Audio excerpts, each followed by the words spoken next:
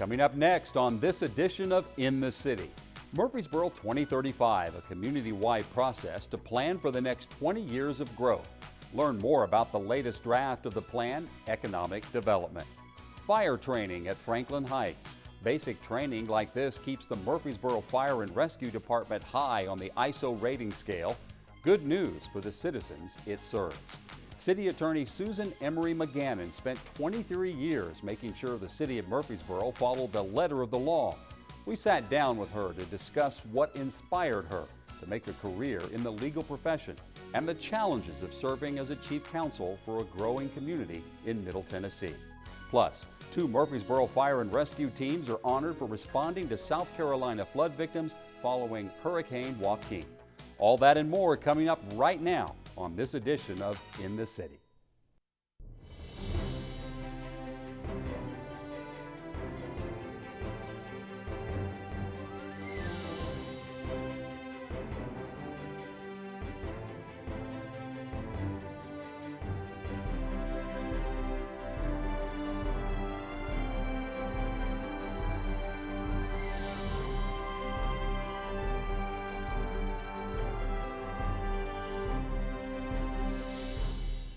Welcome to another edition of In the City, your source for what's happening right here in the city of Murfreesboro. I'm Mike Browning. The city is planning for the next 20 years of growth. It's called Murfreesboro 2035. The latest chapter in the plan is Economic Development, Draft Chapter 7. Consultants recently presented the chapter to the Murfreesboro 2035 Task Force. On October 28th, Greg Flishram, Kendon Keith's Collaborative's Certified Economic Development Specialist, provided the Murfreesboro 2035 Task Force with an overview of Draft Chapter 7, Economic Development. But this is really about how the city grows jobs, grows tax base, attracts companies, assists in the formation of new businesses, all with the idea of expanding local wealth. There are strategies that can be employed to make the city even more robust and attractive than it is now. Kudos to the staff and kudos to the chamber for doing what you do. Cities that begin the process of redevelopment, consultants advise, must consider adding a quasi-economic development arm within the city government dedicated to economic development. You need to think about it as a civic enterprise, and it's really the business unit of the city. The proactive program-based entity would help businesses get started and succeed. Not so much marketing and branding, but a business incubator. As a so-called eds and meds community, Fleshram sees Murfreesboro with opportunities other communities don't have. So keep your eye on the fact that you do have a major university here, major medical institutions, and so that does open up a whole new set of opportunities for you. In addition to tourism, Murfreesboro has a fantastic location near one of the most vibrant and healthy metro areas in the entire country that should be leveraged. You can't crack a newspaper these days or a magazine, at least in the field that in my trade journals that I read, and not hear about how Nashville is blowing everybody's doors off with new development and economic development. Murfreesboro has a great historic storybook downtown, but Fleshram says there's a mismatch between the big opportunities and the city's current capacities to broaden its areas of strength. For example, if Murfreesboro wants to expand business and professional jobs, something must be done to facilitate that goal. In today's new economic development world, it's really it's all about workforce. Other opportunities include the I-24-840 interchange and Veterans Parkway as prime real estate for corporate office development, a health, medical, and recreation cluster as potential wellness brand, entrepreneurship in partnership with business as a startup city, and aerospace and advanced manufacturing as an aviation corridor. Consultants suggest that luring a larger white-collar workforce may include a more viable and attractive downtown. What do we need to do to start this process? Because it is a reoccurring theme. For the white-collar workers that do want to live in our downtown, good luck finding a place because a lot of it's rental property. That trend started in the 40s with GI Bill when people started chopping houses up into apartments to serve MTSU. So, affordable housing downtown. We have also recognized the need for a boutique hotel because most of our hotels are easily accessible to the interstate but we need one here in the immediate area. If you get a Class A corporate office building, corporation move here, the first place they're going to look is downtown, and we need to be prepared and ready for that. The major point of all these ideas is the need for planning, rezoning, and even assembling land and infrastructure for future redevelopment. Perhaps more important, a specific entity to help make it all happen. All the more reason the City of Murfreesboro is engaged in a comprehensive plan for the next 20 years. Mike Browning, CityTV. Did you know that the Murfreesboro Fire and Rescue Department has an ISO rating of 2? The Insurance Service Office rating is measured from 1 to 10, with 1 being the best. So a 2 rating is near the top. One reason Murfreesboro has such a good rating is because of basic training like that performed at Franklin Heights. The Franklin Heights Public Housing Complex is closing entirely by the end of the year. Most residents have already moved out, and the Murfreesboro Fire and Rescue Department has moved in to do some training. We've had the opportunity through the city to train at Franklin Heights on January Street. And there's multiple apartment complexes out here, different individual buildings with so many apartments in each building. And it's a unique opportunity for us as a fire department.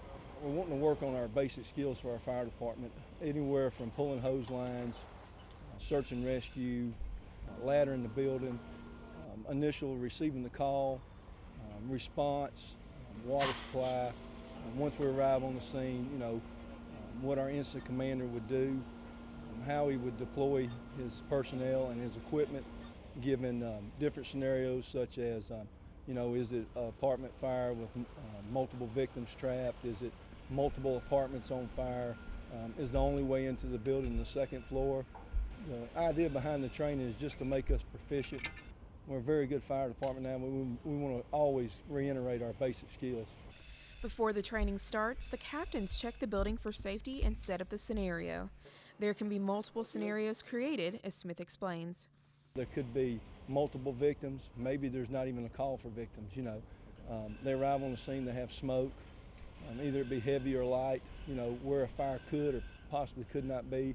And then the incident commander from that point, or the person in charge, he assigns his engine companies and his crews to what objectives he wants to accomplish on the fire ground. Some of those objectives being, search and rescue, ventilation, fire attack, things like that, to make us successful to get those victims out of that building as quickly as possible.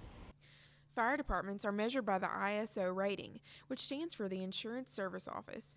Insurance companies calculate their rates to citizens based on this number.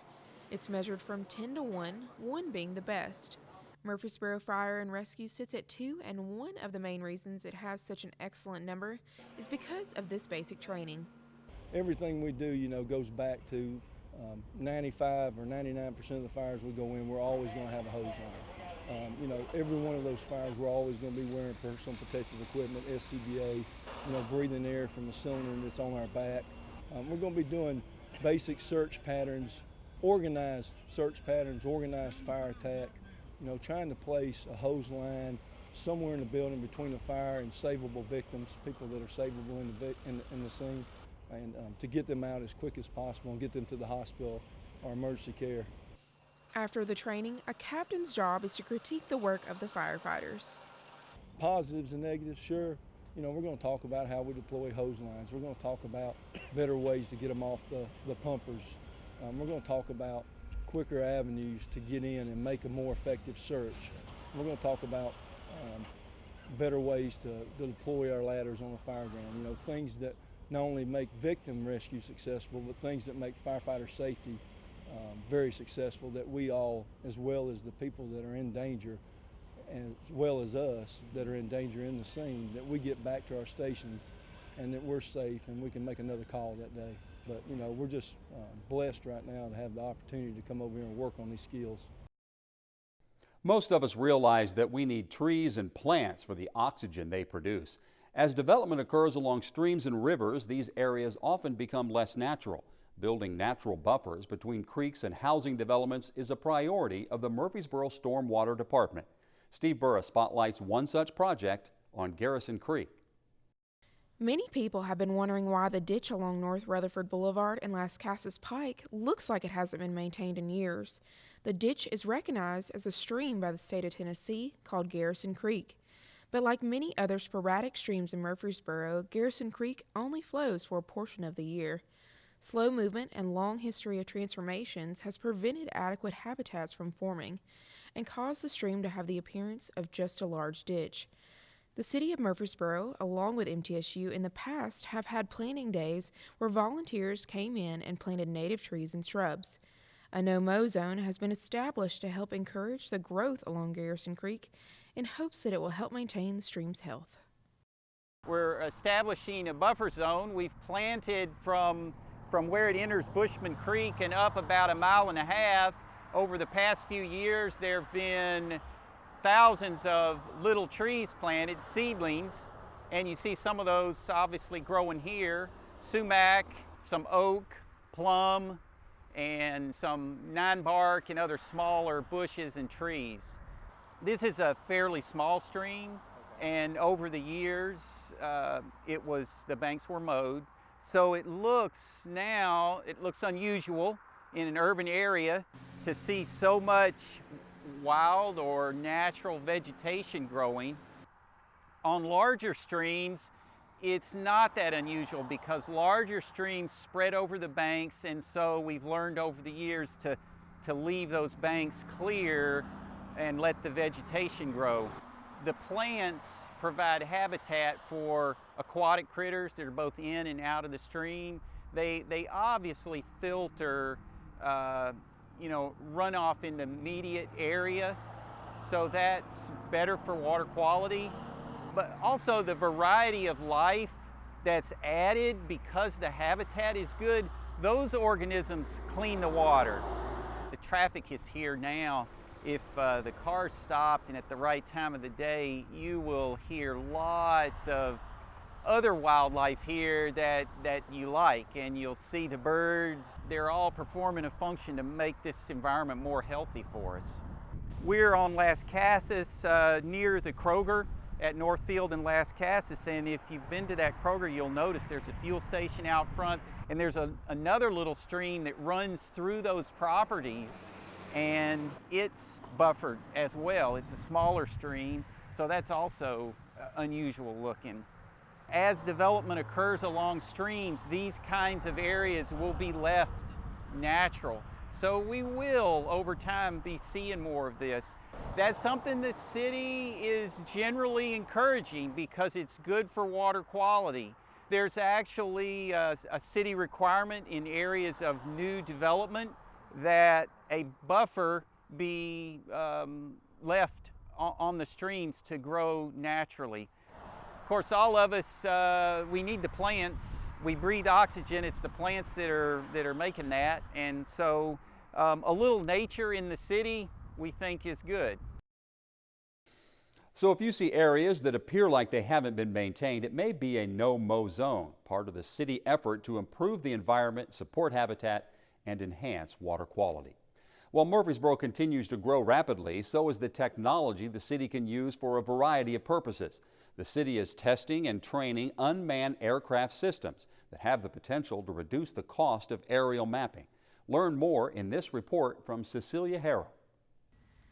Did you see something strange flying around Barfield Crescent Park recently? Sure, baseballs flying through the sky is typical in the park, but now you may see an unmanned aircraft system hovering over. The city of Murfreesboro has received a certificate of authorization to begin training unmanned aircraft systems in an FAA-approved area for governmental operations. The public may see training flights for testing reasons flying in the airspace just above the park. Under FAA regulations, unmanned aircraft systems are prohibited from flying above 400 feet off the ground to avoid small engine planes. The city of Murfreesboro began the lengthy process of certification with the organization of an advisory group in the fall of 2014 to research the requirements for public operations or governmental operations of unmanned aircraft systems. We want to make sure that we safely fly the UAS aircraft, that we do not put anyone in harm's way. The FAA does have several regulations, and it's been a 14-month process in us getting the authorization just to train. The current program is for training purposes only. There's a process in going from training to operational, one being that the FAA will come out and they will evaluate our process. They'll see how we're flying, and they'll have to approve the process, as well as city management to approve the process to go to the next level of being operational. At that point, we will be able to fly our operational missions around the city. If approved, for more than training purposes, the city will utilize this resource to benefit the city in many ways. It's all about charging the battery, getting it up. We have HD cameras on the UAS aircraft, so we can get that footage, get it back down and get it back into the administrative office as soon as possible so that we can assess and get that to the emergency management agencies as quickly as possible. Water and sewer department surveying, land mapping, fire suppression, searches for missing persons, and disasters are some of the ways the city can utilize this technology. A lot of different applications and opportunities that we see that we could use the UAS aircraft in public safety, also with firefighting, training, and with taking aerial photography, helping out with our planning department and some of our projects that are in progress, such as our bridge over Broad, and also informing and showing the citizens some of the progress that's happening around the city. City personnel who operate the unmanned aircraft systems are appropriately trained and supervised under certified guidelines. City Attorney Susan Emery McGannon retired at the end of October from the city of Murfreesboro after 23 years of service. Her tireless dedication and wise counsel to the city was recognized at a retirement reception in the Rotunda on October 29th. We sat down with the outgoing city attorney to reflect on her career in the legal profession, which began in Nashville but quickly led to Murfreesboro. If we could start with a bit of personal history, provide us with some of your family background, including where you're from and what led you into the legal profession. I grew up in Westport, Connecticut, which is about an hour from New York City on the coast, with my mother, father, and younger brother. Thought in high school I was going to teach high school, I was going to be an oceanographer, I was going to represent our country in the Foreign Service, and then decided, well, I'll just go to college and then figure things out. I wasn't so committed. Went to Kenyon College in Ohio. Wasn't quite sure what I was going to do with the rest of my life. Thought I might become a librarian because I love to read. And I got a job offer at a graduation party, great timing, for a special project in the American Library Association. I went off to Boston to do that for a year and came back just before my birthday to visit some friends at Kenyon, where my younger brother was also a student. And he said he would pay for my law school admission test because he wanted to be a lawyer and he was going to use me as his tester. And so I took the test and I thought, there might be something to it. And so I decided to apply to law school as well as library science school, and knew that I wanted to experience living in the South. So I applied primarily to Southern law schools and ended up coming to Vanderbilt and staying in Middle Tennessee. How important do you see your experience and education at Vanderbilt to your legal profession? Oh, crucial. Vanderbilt was then and is even more now a quality institution with diverse faculty and fields of study. I have took a position in my second year clerking for one of the adjunct professors, and that firm gave me my first job in the practice of law. I've had the honor of serving on the law school's board twice, and so I'm very proud to be a Vanderbilt graduate. We were part of the class where women really were more than double the prior year's class, and I remain close friends with many of my colleagues in that class. Now, you've already alluded to it. You began studying the legal profession and then beginning legal practice at a time when women were making inroads into the profession. What was that really like? Well, looking back on it, it strikes me as bizarre that I decided to go to law school without having met a woman lawyer, but that was the case. When I was in law school, there were more women in law school than there were women practicing as attorneys in this country. So it was, the middle 70s was really a tipping point for it. There were not very many women going to court at the time I got out, and that led to some difficulties and awkwardness. I had started the year after I graduated a breakfast for new admittees and invited the Tennessee Supreme Court to come. And I did that with a few folks helping for several years, and that was the precursor and led to the formation of the Lawyers Association for Women, which is an organization for, but not limited to, women in the Nashville and Middle Tennessee area. We were concerned with trying to get women an equal opportunity to become partners in law firms, to sit on the bench, to be treated equally under the state's statutes.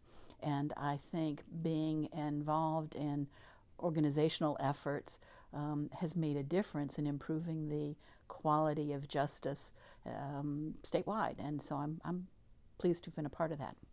Now, I think you spent just a short time at your first job at Stokes and Bartholomew after your legal profession. Well, actually, it was a fairly long period of time as lawyers go. The firm was, at the time I joined it, a small boutique firm I became the fourth lawyer, but it merged with another firm and grew and changed and shifted. And I stayed with that firm until I came to Murfreesboro.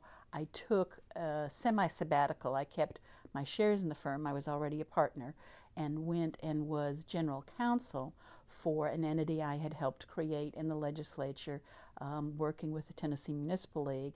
And so I did that in-house with them for a bit more than 2 years, and then went back to the firm. And it was from the firm that I came and took Tom Reed's offer to become the assistant city attorney here in Murfreesboro. Now, Thomas Reed was the former city attorney that you knew. How did that friendship or association begin? He called me when he had a sudden vacancy in the assistant's position to see what my opinion was about someone we both knew, whether I thought she would be suitable. And I said, well, yes, but let me check with this other person and I'll get back to you. And as we're concluding the conversation, he said, well, you know, you're who I'd really like to hire, but I can't afford you, and laughed. And so I said, well, no one's ever offended by a job offer, and laughed, and went on to check on this other person. Then he called me back and said, you know, I really think we ought to get together. So we got together for lunch, talked about it, and then, the job offer resulted. Do you have advice that you would like to leave for city leaders going forward with your experience that you've gained from this and the future city attorney as well? The job of the attorney is to inform and advise and give legal opinions when asked for. I don't feel that it's really appropriate for me to give political advice. I think the balance that the city has struck between government interests and individual interests is a good one. It's certainly always been fiscally responsible. I have every reason to believe that will continue. It's put more emphasis on having citizen boards and commissions, and that's hard to do these days because people are so busy. They're less inclined to be involved in associations and organizations, I think, than they used to be. People are so used to doing things electronically. But trying to, as the city grows, involve new people in the boards, commissions, and other activities for community input, I think will be important to keep Murfreesboro strong. I think we grew in part because of our geography and MTSU and activities of the chamber, but I think there's a lot of indistinct community values that contribute to growth, and I think Murfreesboro is as strong as it is because while respecting its traditions, it's added new people and it's listened to its citizens, and I think it should do that. I have every reason to believe it will. What are your plans now that you're about ready to leave in, just a week or so? Do you have plans for the future? I don't have specific career plans. I'm not intending to open up my shingle or a consulting business, though it's been very flattering the number of people who's assumed that must be what was next. I've told people I intend to find out who I am when I'm not working, because after having worked as a lawyer for 39 years, you know, this is a brand new page. I have some, you know, home to-do lists, and I have some family things I want to do. I have some places I want to travel to on my bucket list. I have some movies I want to see and books I want to read. I want to try and take more advantage of the Parks and Recreation Department offerings, but I have no master plan. Okay. Well, I've only known you for a short time, about a year or so, and I have to say that despite how busy and complicated your life is with all these complex issues, you've always been very cordial and gracious. And Thank you. I appreciate that, and I'm sure that echoes what a lot of other people would say about your time here. So thank you very much. You're welcome. It's been an honor. Among her many awards and accomplishments, Ms. McGannon was the first Tennessean to be designated a local government fellow by the International Municipal Lawyers Association. 2 Murfreesboro Fire and Rescue Department teams were honored by Mayor Shane McFarland at a recent council meeting. They were recognized for their efforts in responding to South Carolina flood victims following Hurricane Joaquin. Swiftwater Team Number 1 rescued 20 people and 6 dogs. Team Number 2 rescued 20 more people and responded to a 4-vehicle crash. Team member Mitchell Wittenberg thanked the mayor for special recognition and reflected on the experience. We would also like to mention the overwhelming gratitude we received from the citizens of South Carolina. We cannot go anywhere without people saying thank you or offering to buy us a meal or something to drink at a gas station. People could not believe how far we had traveled to help them when they needed it the most. On our last night in Columbia, while eating in a local restaurant, the owner came out to thank us for our service we had provided and asked if we needed anything. We asked if there was anywhere we could buy a South Carolina flag to remember our journey, and he replied, "Give me a minute."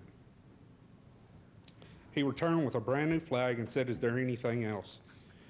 He would not accept payment and stated it was the least that he could do.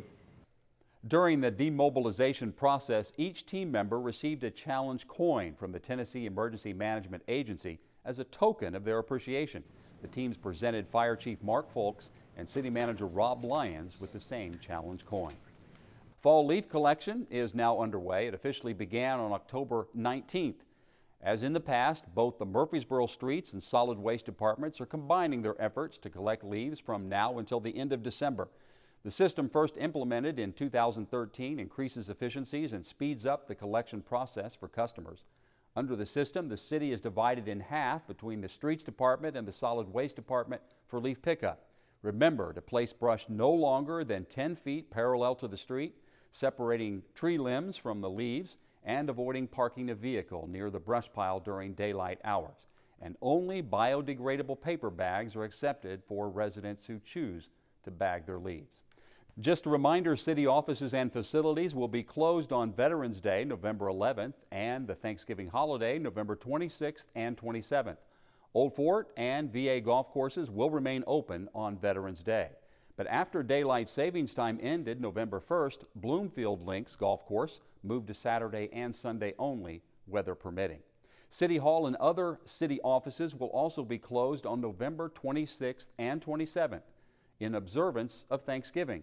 Some parks and rec facilities and Old Fort Golf Course will be open Friday, November 27th, so check those facilities for their hours of operation. Well, that's it for this edition of In the City. For more information on the City of Murfreesboro, go to murfreesborotn.gov. And if you want to watch video stories and news breaks on the latest city news, just visit our YouTube channel at City of Murfreesboro. Until next time, we look forward to seeing you in the city.